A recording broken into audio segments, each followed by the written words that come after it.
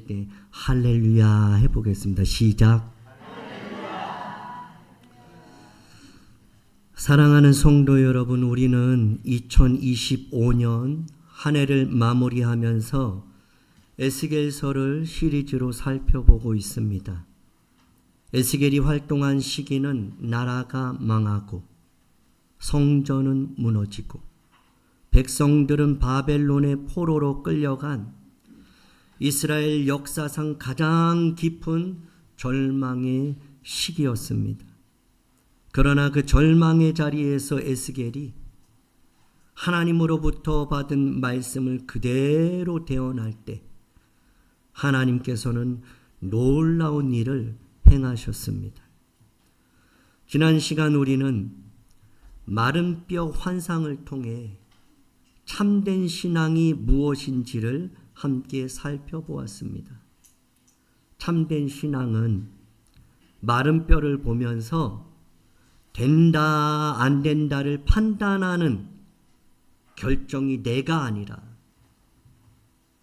된다 안 된다를 내가 판단하고 결정하는 것이 아니라 하나님의 주권을 인정하면서 그 모든 결론을 하나님께 맡기는 것, 그것이 참된 신앙이다라는 것을 배웠습니다. 오늘 본문 에스겔 47장은 하나님께서 이스라엘 공동체 회복을 어떻게 이루어 가시는지를 보여주는 말씀입니다. 마른 뼈가 살아난 것을 넘어서 큰 군대를 이루는 데서 그치지 않고 이제는 생명이 흘러가는 공동체로 변화되는 장면이 오늘 본문에 펼쳐지고 있습니다. 마른 뼈의 골짜기로 이끌려갔던 에스겔이 이번에는 성전 문으로 이끌려갑니다. 그곳에서 에스겔은 성전 문지방에서 물이 스며나와 동쪽으로 흐르는 환상을 보게 됩니다. 앞에 보시면 성전이 이렇게 생겼어요. 저 성전에서 문지방에서 물이 스물스물 흘러나오는 거예요. 그 물이 성전에서 흘러나와서 동쪽으로 흐르는 환상을 에스겔이 본 것이죠. 이 물은 보시는 것처럼 폭포처럼 쏟아지지 않았습니다. 아주 작게 조용히 성전 문지방 밑에서 그렇게 스며 나왔어요. 그 물은 요란하지 않았습니다. 눈에 띄지도 않았고요. 여러분, 성전 문지방에 스며 나오는 이 물, 무엇을 의미할까요? 이에 대해 유진 피터스는 하나님의 일하심은 늘 조용히 시작되지만 결코 미미하지 않다는 말을 했어요. 하나님의 일하심은 요란하지 않아요.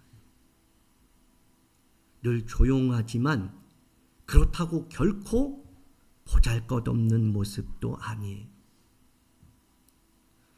그의 말처럼 성전 문지방에 조용히 스며나오는 그 적은 물이 결코 미미한 물이 아니었음을 5절에서 말씀해 주고 있습니다. 5절에 보면 그 성전 문지방에서 스며나오는 그 물이 어떻게 돼요? 건너지 못할 강이 됐어요. 스물스물 아주 적게, 아주 눈에 띄지도 않는 그 적은 물이었는데 헤엄칠 만한 물이 돼서 사람이 건너지 못할 강이 되었다라고 말하고 있어요. 이 물은 단번에 갑자기 큰 강이 된 건 아닙니다. 하나님께서 보내신 사람이 에스겔을 이곳으로 이끌어갔어요. 그리고 그 환상을 보여주고 그리고 건너지 못할 큰 강이 되는 것까지 보여주는 거죠. 그 사람이 손에 줄을 잡아요. 그리고 천척을 측량해요. 그리고 에스겔에게 물 가운데로 건너가라 그래요. 그러면서 그 물이 점점 강이 된 겁니다. 자, 여기서 척으로 번역된 히브리어 규빗, 이것은 이 팔꿈치부터 이 손끝까지 그 길이를 말해요. 약 45cm. 그러니까 오늘 본문에 천척의 측량이 4번 반복되거든요. 근데 천척은 얼마냐? 약 450m예요. 하나님이 보내신 이 사람이 성전 문지방에 물이 흐르는 걸 보여주고 450m 측량하면서 에스겔아 건너, 그리고 또 조금 있다 450m 가서 물을 측량하면서 에스겔아 건너라, 이걸 4번이나 한 거예요. 자, 처음에는 이 물이 발목에 찰 정도였습니다. 두 번째는요, 무릎에 차 올라요. 세 번째는 허리까지 이르는 거죠. 네 번째는 사람이 능히 건널 수 없는 헤엄칠 만한 그런 강이 된 겁니다. 여기서 우리는 한 가지 분명히 기억해야 할 것이 있어요. 회복의 주체는 사람이 아니라 하나님이다.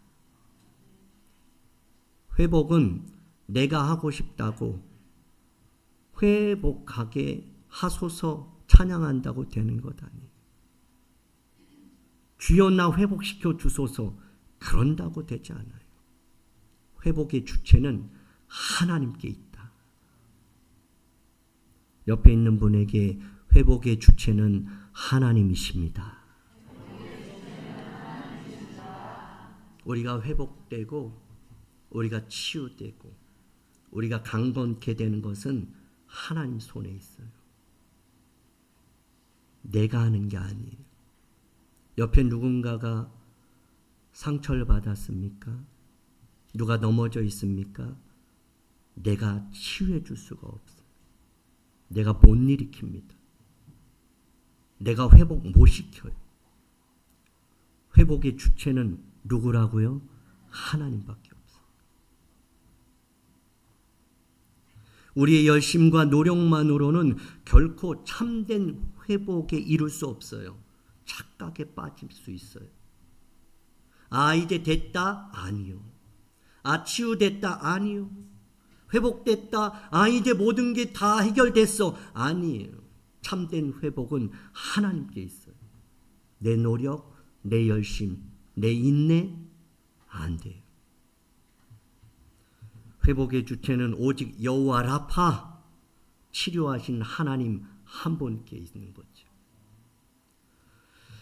또한 회복의 근원은 말씀이에요. 성전 문지방에서 흘러나온 물처럼 모든 생명과 회복은 하나님의 말씀에서 시작되는 거예요. 말씀 없이 회복 없습니다. 옆에 있는 분에게 회복의 근원은 말씀입니다. 그래서 오늘 새벽에 미가서 1장 새벽에 본문으로 보니까 미가 선지자가 하나님의 말씀이다라고 하면서 시작되는 메시지가 뭔 줄 아세요? 여호와의 말씀을 들을지어다. 그리고 바로 이어서 자세히 들을지어다. 그래요. 회복이 어디서 오냐? 말씀에서 온다. 그 말씀이 들릴 때 회복이 일어난다. 말씀이 지금 선포돼요.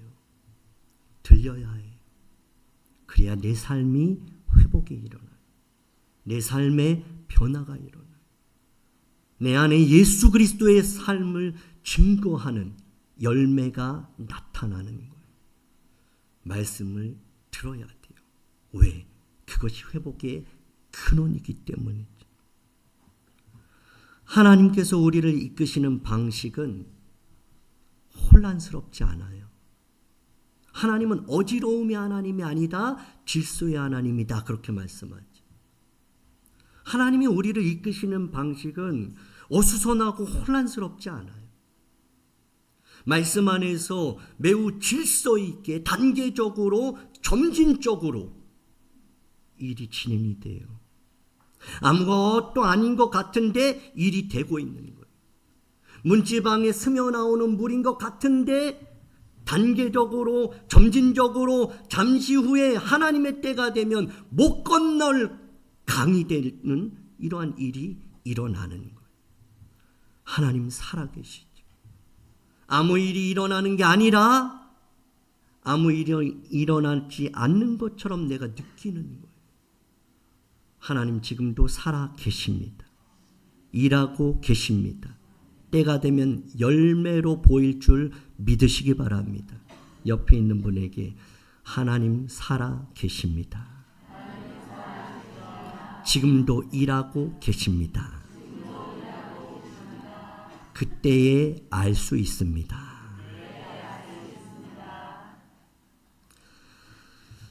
하나님의 일은 단계적인데 그 단계는 이렇습니다. 먼저 말씀을 어떻게 해요? 읽고 듣고 묵상하는 단계예요. 그리고 그 말씀을 붙들고 뭐예요? 결단하고 기도하는 단계로 가요. 기도하면서 어떻게 해요? 순종하고 헌신을 하는 단계로 가는 거예요. 신앙에도 단계가 있어요. 어떤 사람은 아직 초신자여서 성경을 읽지도 않는 사람이 있죠.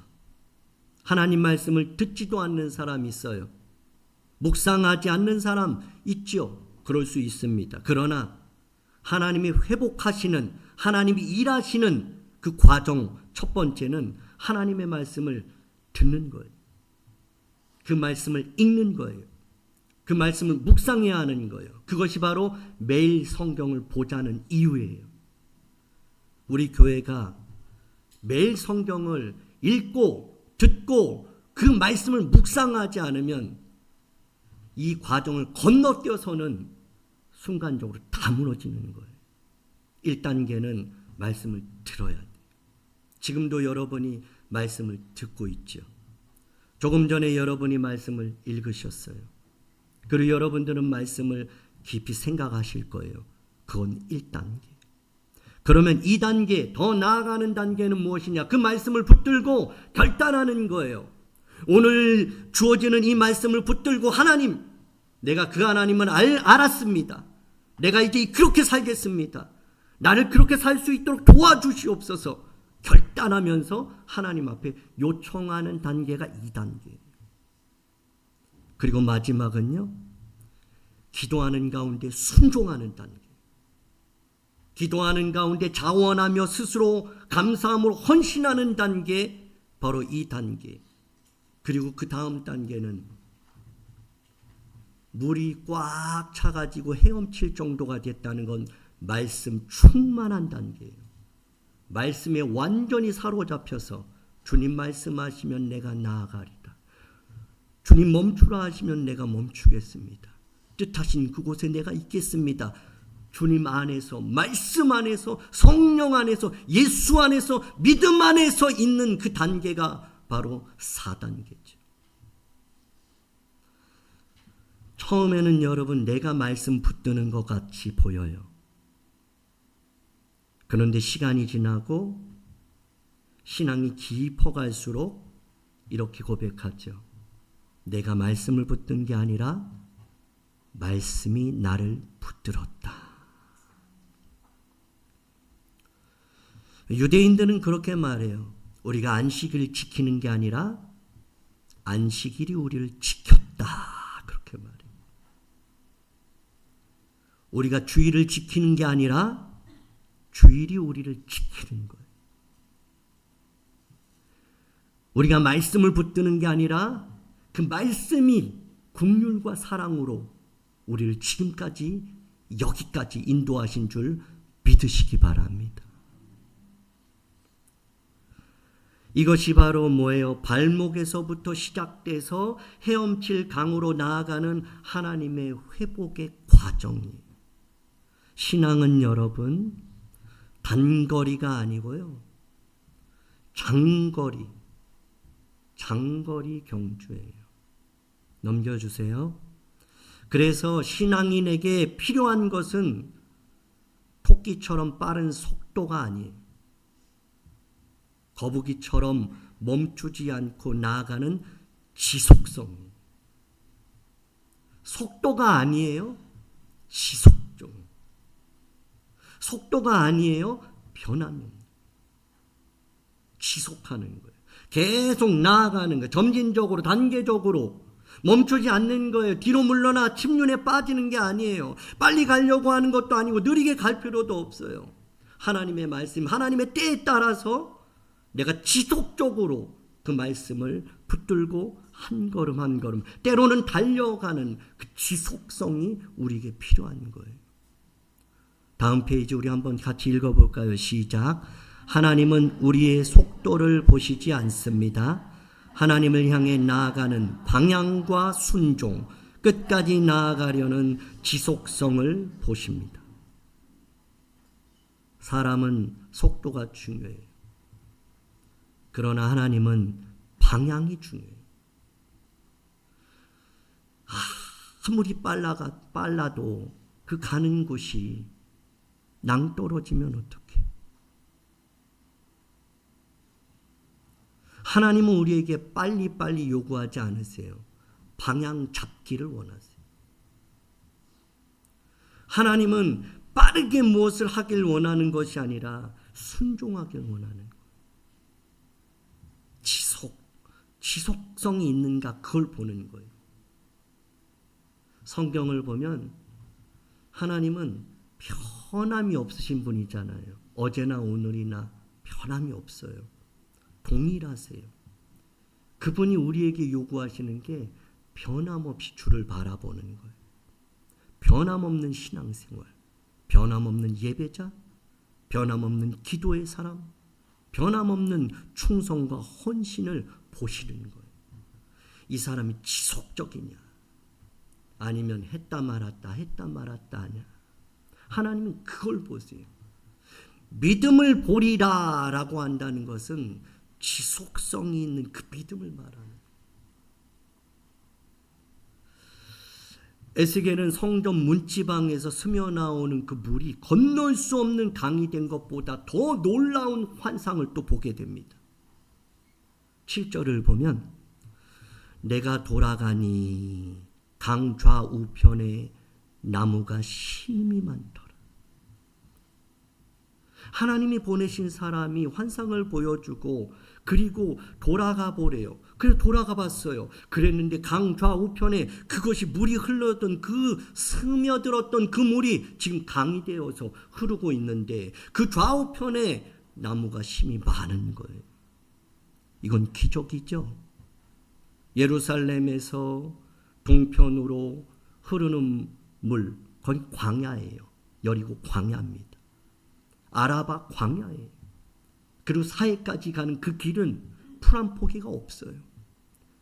그런데 에스겔이 봤는데 그 광 좌우편에 나무가 심이 많은 이런 놀라운 환상을 보게 되는 거죠. 그 물은 8절을 보면 이렇게 물이 동쪽으로 향합니다. 그리고 아라바로 내려가요. 그리고 바다에 이르렀죠. 그 문지방에서 나온 물이. 자, 지도를 보시면 이런 모습이에요. 자, 성전, 예루살렘의 성전이 있죠. 해발 800m예요. 높아요. 당연히 물은 내려오죠. 자, 여기 바다, 사해, 해저 400이에요. 지상에서 가장 낮은 해저 400. 성전 예루살렘은 800. 거기에서 동쪽, 바로 이쪽이 동쪽이 바다 쪽이 동쪽, 요단 동편이라 그러죠. 성전에서 그것이 동쪽으로 향해서 아라바가 바로 저 중간 지점인데 완전 광야예요. 기회가 되시면 성지순례 한번 가보시면 그냥 눈에 확 들어와요. 성전에서 그 물이 아라바 광야를 통해서 지금 바다까지 이르렀다. 이것을 지금 에스겔이 환상으로 보고 있는 거예요. 자, 그런데 여기서 말하는 사해, 바다, 말 그대로 어떤 생물도 살 수 없는 죽음의 바다죠. 사해는 어떤 곳이에요? 갈릴리라는 호수에서 그 위로는 헬몬산이 있죠. 헬몬산에서 그 물이 뿜어 나와요. 지하수가. 만년설이라고 하는데 그 눈이 녹아서 땅속에 있다가 그것을 뿜어내서 헬몬산 바니아스라고 하는 그곳에서 물이 시작이 돼요. 레바논에서 흐르는 물들과. 그래서 갈릴리 호수에 이렇게 머물러요. 그리고 갈릴리에서 요단강을 타고 사해로 내려가요. 그런데 화살표를 보시면 이 사해는 요단강으로부터 물은 받아요. 그런데 이 남쪽으로 물을 내보내질 않아요. 그러니까 물이 고여요. 이스라엘은 40도 그렇게 뜨겁잖아요. 물이 고여요. 햇볕이 뜨거워요. 기온이 아주 높아요. 그러니까 어떻게 돼요? 물이 증발하면서 그 땅이 소금 덩어리가 되는 거예요. 그 안에 미네랄이 각종 미네랄이 포함한 광물질이 그 밑에 쫙 쌓이는 거예요. 그래서 염도가 30%. 일반 바닷물은요 3%. 바다에 가면 뜨잖아요. 사해에 가면 누워서 책을 봐요. 30%. 다시 말하면 이 사해는 어떤 생물도 살 수 없다라는 그 지역이에요. 그런데 하나님은 다시 8절을 하반절에 이렇게 말씀하시는 거예요. 같이 읽어볼까요? 시작. 이 흘러내리는 물로 그 바다의 물이 되살아나리라. 어디 가요? 그 사해가. 그 죽음의 바다가. 어떤 생물도 살 수 없는 그 바다가 물이 흘러가니까 성전에서 나오는 그 물이 그 죽음의 바다에 흐르니까 그 죽음의 바다도 살아난다. 사해가 되살아난다. 이유는 하나, 생수, 그 물이 흘러갔기 때문이다. 9절을 우리 한번 같이 읽어볼까요? 시작. 이 강물이 이르는 곳마다 번성하는 모든 생물이 살고 또 고기가 심히 많으리니 이 물이 흘러 들어가므로 바닷물이 되살아나겠고 이 강이 이르는 각처에 모든 것이 살 것이며. 핵심이 뭐예요? 산다, 살 것이다. 이 물이 가는 곳은, 이 물이 닿는 곳은, 이 물이 이르면 그곳은 죽음이 삶으로 바뀐다. 이 말을 반복해서 말씀하고 있습니다. 하나님의 생명은 부분적인 회복에 머물지 않아요. 일시적인 변화로 끝나지도 않습니다. 그 물이 흘러가는 곳마다 살아나는, 살려지는 역사가 있는 줄 믿으시기 바랍니다. 그런데 아주 중요한 말씀이 기록되어 있어요. 이 물이 가는 곳마다 사는데 되살아나지 못하는 게 있대요. 지금 성전에서 이렇게 물이 흐르니까 주변에 나무들이 이렇게 많고요. 물고기가 심히 많을 거고 어부가 거기 있을 거고 그물을 치는 이러한 살아나는 역사가 있을 것이다 라고 말하면서 11절을 보면 다 살아나는데 얘는 못 산대요. 그게 뭐예요? 그게 어떤 땅이에요? 진펄, 개펄이. 사해도 사는데 개펄과 진펄은 되살아나지 못한다. 그냥 소금 땅 될 것이다. 개펄과 진펄의 특징은요, 물이 흐르지 않는 거예요. 물이 고여 있는 거예요. 그 염분이 농축되죠. 그 말 그대로 소금 땅이 되는 거예요. 물은 여러분 흘러야 돼요. 물이 고이면 썩어요. 썩으면 냄새나요. 하나님을 믿는 사람들은 예수 그리스도의 향기가 나요. 그 향기는 어떻게 나느냐? 흘려 보낼 때 주의 사랑, 주의 은혜, 주님 주신 그 모든 감사, 이 모든 것을 흘려 보낼 때 살아요. 근데 진펄과 갯벌은 흘려보내지 않고 고여서 썩어서 냄새가 날 뿐만 아니라 결국은 살지 못해요. 진펄과 갯벌은 포로 이후에도 여전히 회개하지 않는 그 마음을 이야기하는 거예요. 이스라엘 백성들이 지금 포로로 바벨론에 끌려갔어요. 하나님은 수많은 선지자를 통해서 그들의 마음을 각성시켜요. 그런데 그들은 여전히 뭐예요? 진펄과 갯벌처럼 회개하지 않는 거예요. 그들에게 형식은 있어요. 근데 생명이 없어요. 바울은 그렇게 말하죠. 진펄과 갯벌을 이렇게 말해요. 경건의 모양은 있는데 경건의 능력이 없다. 진펄과 갯벌은 에스겔의 핵심 주제 뭐냐? 완악함이에요. 치유와 회복을 거부하는 땅이에요. 하나님은 모든 것을 다 치유하길 원하세요. 모든 것을 회복하길 원하세요. 심지어 사회까지. 그런데 진펄과 갯벌이 그 치유와 회복을 거부하는 거예요. 진펄과 갯벌이 되살아나지 못하는 이유는요, 하나님의 은혜가 없어서가 아니에요.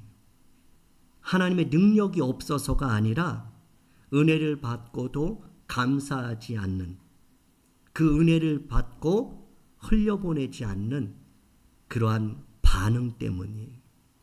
그러니까 말씀이 누구에게나 선포되는데 결국 죽고 사는 것은 반응이에요. 그래서 요한복음 1장 12절에 그러죠. 영접하는 자 곧 그 이름을 믿는 자들에게는 하나님의 자녀가 되는 권세가 있다. 하나님이 이처럼 세상을 사랑하사 독생자를 주셨는데 이는 그를 믿는 자마다 멸망치 않고 영생을 얻으리라. 하나님 말씀이 있을 때 아멘, 영접, 믿습니다. 그럼 영생이에요. 그러나 하나님의 말씀이 선포됨에도 불구하고 그것을 계속 밀어내고 거부하면 성경은 멸망이다. 회복이 없다. 모든 것이 다 살아도 그런 마음에는 회복이 일어날 수 없다라고 오늘 본문은 말하고 있죠. 마지막으로 12절은 환상의 절정을 보여주고 있어요. 강 좌우 가에는 각종 먹을 과실나무가 막 자라는 거예요. 그 잎이 시들지를 않아요. 열매가 끊이지 않고요. 달마다 새 열매를 맺어요. 이 성경 구절을 읽으면서 딱 떠오르는 성경 구절이 있죠. 시편 1편 3절이에요. 시냇가에 심은 나무가 철을 따라 열매를 맺어요. 복 있는 사람을 이야기하는 거죠. 주야로 그 말씀을 묵상하는 사람들, 그 사람들은 시냇가 심은 나무가 철을 따라 열매 맺는다. 그 잎사귀가 마르지 않는다. 그가 하는 모든 일이 다 형통한다라는 말씀을 떠오르게 하는 거예요. 그런데 요한계시록 22장 2절과도 이 말씀이 아주 일맥상통하고 연결이 되어 있어요. 요한계시록은 맨 마지막 성경이잖아요. 거기에 보면 이렇게 기록되어 있어요. 강 좌우에 생명나무가 있다. 12가지 열매를 맺는다. 달마다 그 열매를 맺는다. 그 나무 잎사귀들은 만국을 치료하기 위하여 있다. 이 말씀이 있어요. 에스겔 47장의 이 환상은 단지 포로기의 이스라엘을 향한 위로의 말씀만이 아니에요. 이 성전 문지방에서 스며나오는 그 물이 창세기의 에덴을 회복하고 시편의 복 있는 사람의 삶을 이루면서 요한계시록이 증언하는 그 새하늘과 새 땅을 미리 보여주는 그 구속사적인 이 생명수를 나타내고 있어요.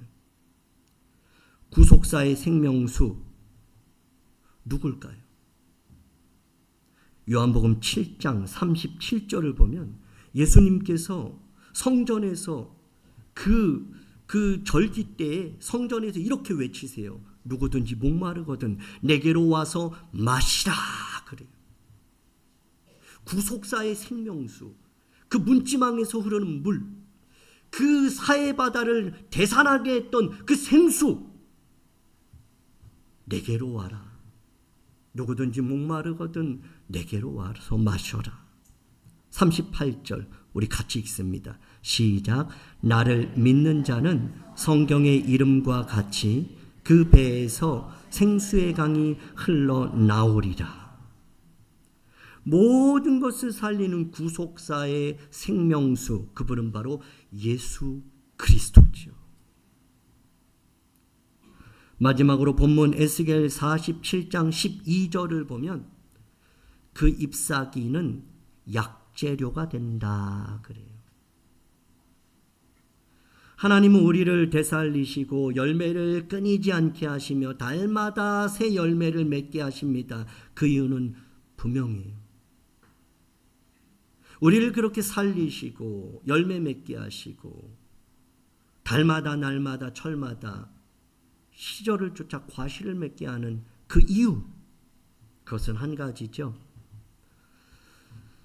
하나님은 우리를 상처 입은 이들을 살리는 잎사귀로 사용하고 싶은 거예요. 과거에 겪었던 나의 고통과 상처를 통해서 지금 고통당하고 있는, 지금 아파하고 있는 누군가의 약재료가 되기를 원하는 거예요. 내가 왜 그러한 고통을 당했을까요? 하나님은 그러한 고통을 당하는 자에게 너가 약재료가 되라. 그 경험이 없는 사람이 가서 내가 알아요 집사님. 그럼 그분이 뭐라 그럴까요? 당신이 뭘 알아요? 목사님이 뭘 알아요? 목사님이 경험해 봤어요? 목사님이 이 아픔을 겪어봤어요? 라고 말하지만 내가 그 사람이 지금 겪고 있는 아픔을 내가 더 많이 겪었어요. 그러면 그 사람이 가서 한마디예요. 힘들죠. 그게 약재료예요.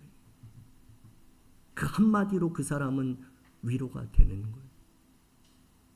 하나님은 우리에게 이렇게 회복시켜 주시고 많은 열매 맺게 하시고 오늘도 거룩한 주일날 이렇게 건강하게 주 앞에 예배드릴 수 있게 하신 이유는 우리를 약재료로 쓰기를 원하시기 때문에.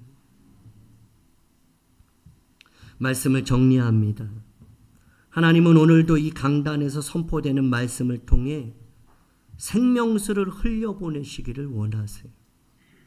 낙산교회 강단에서 흘러나오는 말씀이 생명수가 되어서 이곳 낙산을 살리고 창신동 골목골목을 적시고 종로구와 성북구 일대를 살리는 하나님의 강이 되기를 원하시는 거죠. 그 강은 설교만으로 흐르는 것이 아니에요. 우리의 삶을 통해서 그것이 흘러가야 돼요. 매 주일 낙산 삼거리와 공원으로 나가는 그 성도들의 발걸음을 통해서 말 한마디에 따뜻한 인사와 기도하는 그 마음을 통해서 그 생수가 계속 흘러가야 하는 거죠. 에스겔서를 보면서 우리 낙산은 참 최적격인 이런 위치에 있다라고 생각해요. 정말 이곳에서 생수가 흘러가고 이 창신동과 동대문, 이 종로, 이 성북구 일대가 그 말씀이 가는 곳마다 다 살아나는, 그것을 위해 기도할 수 있길 바랍니다. 하나님, 우리 낙산교회에 주어진 이 말씀 복음 능력이 이 지역으로 흘러가게 하옵소서. 흐르는 곳마다 살아나게 하옵소서. 우리 낙산교회를 그렇게 사용하여 주옵소서. 우리만 사는 것이 아니라, 우리만 열매 맺는 것이 아니라, 우리만 기뻐하고 즐거워하고 찬양하는 것이 아니라, 이러한 기쁨과 즐거움이 그들에게도 흘러가게 하옵소서. 축복의 통로가 되게 하여 주옵소서. 이 강이 다음 세대에게도 흘러가게 하옵소서. 기도하기를 부탁드립니다. 하나님은 우리 모두를 큰 나무로만 사용하지 않으세요. 때로는 상처 입은 이들을 살리는 잎사귀로, 다른 사람이 볼 때는 보잘것없는 잎사귀일지 몰라도 하나님은 그 잎사귀를 약재로로 사용하셔서 그들을 살리는 도구로 사용하시는 거죠.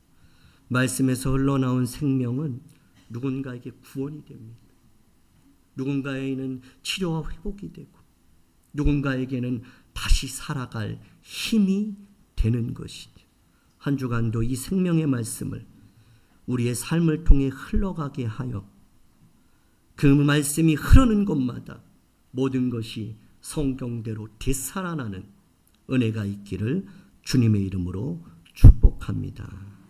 나는 주를 섬기는 것에 후회가 없습니다. 주신 말씀 생각하면서 결단하며 선포하며 고백하겠습니다.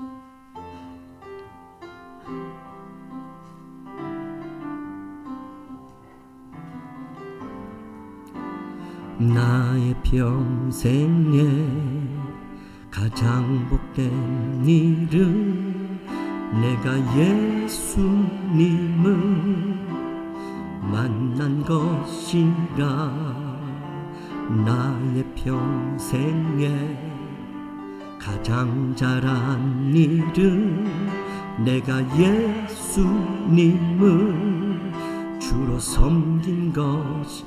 세상 살 동안, 이 세상 살 동안 내가 걷는 길이 때론 험하여서 넘어질 때도 주의 강한 손이 나를 붙드시니 나는 예수님만 주로 섬기며 살리. 나는 주를 섬기는 것에 후회가 없습니다.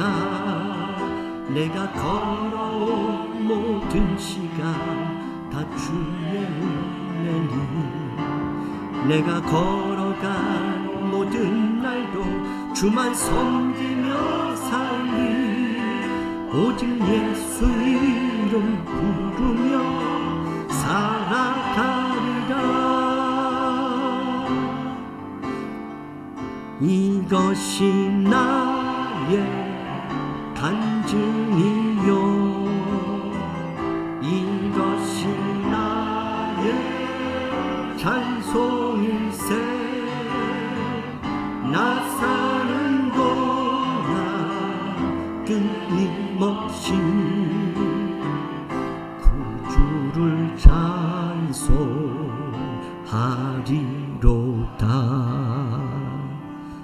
하나님 아버지, 오늘 들은 말씀이 지식이 아니라 우리의 삶을 살리는 생명수가 되게 하옵소서.